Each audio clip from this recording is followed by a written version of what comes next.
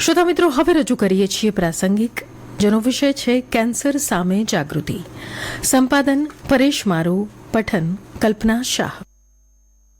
પ્રદૂષણ અને બદલાતા વાતાવરણને કારણે વિવિધ પ્રકારની નવી બીમારીઓ લોકોને પોતાનો શિકાર બનાવી રહી છે, જેના કારણે વૈજ્ઞાનિકોમાં ભયનો માહોલ છે.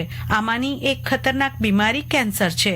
આ રોગ વિશે લોકોને જાગૃત કરવા માટે દર વર્ષે 7મી નવેમ્બરે રાષ્ટ્રીય કેન્સર જાગૃતિ દિવસ મનાવવામાં આવે છે. આ દિવસની ઉજવણી સૌ પહેલીવાર 2014માં કરવામાં આવી હતી. આ દિવસની ઉજવણીનો ઉદ્દેશ્ય છે કેન્સરના લક્ષણ, તેના કારણો અને ઉપચાર વિશે લોકોમાં જાગૃતિ ફેલાવવી, કેન્સર પ્રત્યે લોકોમાં રહેલા ભયને ઓછો કરવો અને સમયસર આ રોગ પ્રત્યેનું પરીક્ષણ અને સારવાર લેવા માટે પ્રેરિત કરવાનું છે. આ દિવસની ઉજવણી 7મી નવેમ્બરે કરવા પાછળનું મુખ્ય કારણ છે આ દિવસે નોબેલ પુરસ્કાર વિજેતા વૈજ્ઞાનિક મેડમ ક્યુરીનો જન્મદિવસ છે.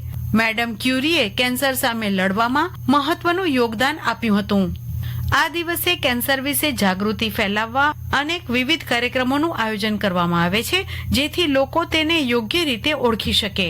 કેન્સર વિશે સામાન્ય લોકોમાં જાગૃતિ ફેલાવી કેન્સરના જોખમો અને તેના લક્ષણોથી લઈ તેના નિવારણ વિશે જાગૃત કરી શકાય. ઘણા લોકોમાં એવી ગેરસમજ હોય છે કે સ્પર્શ કરવાથી કેન્સર ફેલાય છે, જેના કારણે લોકો કેન્સરના દર્દીઓની સારી સારવાર કરતા નથી, પરંતુ આવું બિલકુલ નથી, બલકે આ ધારણા તદ્દન ખોટી છે.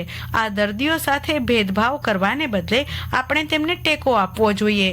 વર્લ્ડ હેલ્થ ઓર્ગેનાઇઝેશન અનુસાર દર 10માંથી એક ભારતીયને કેન્સરનું જોખમ છે અને 2025 સુધીમાં દેશના 16 લાખ લોકો કેન્સરનો શિકાર બની શકે છે, જેમાં સૌથી વધુ સ્તન કેન્સરના દર્દીઓ હશે. આ ખતરનાક રોગના 100થી વધુ પ્રકારો છે. આમાંના સૌથી સામાન્ય છે ચામડીનું કેન્સર, સ્તન કેન્સર, ફેફસાનું cancer, prostate cancer, colorectal cancer, મૂત્રાશયનું કેન્સર, મેલાનોમા, લિમ્ફોમા, કિડનીનું કેન્સર એ મુખ્ય છે. મહિલાઓમાં સ્તન, કોલોરેક્ટલ, ફેફસા, સર્વાઇકલ અને થાઇરોઇડ કેન્સર સૌથી સામાન્ય છે, જ્યારે ફેફસા, પ્રોસ્ટેટ, કોલોરેક્ટલ, પેટ અને લીવર કેન્સર પુરુષોમાં સૌથી સામાન્ય છે.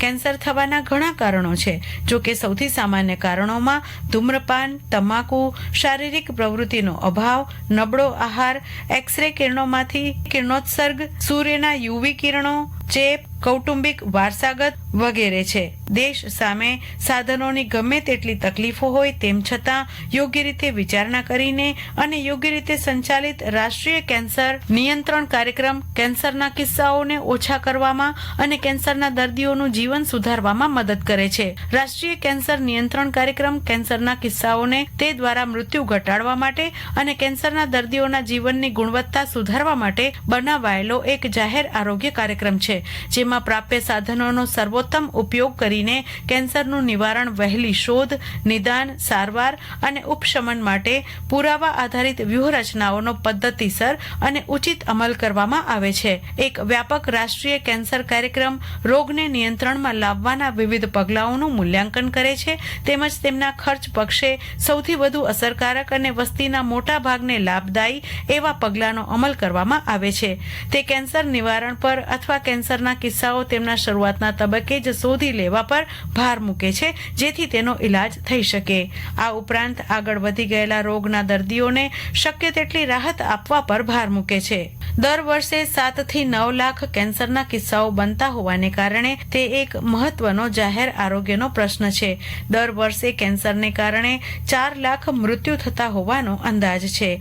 સંતુલિત આહાર, નિયમિત વ્યાયામ, શુદ્ધ હવા અને ઉચિત સારવાર દ્વારા આ બીમારીને કેટલાક અંશે રોકી શકાય છે.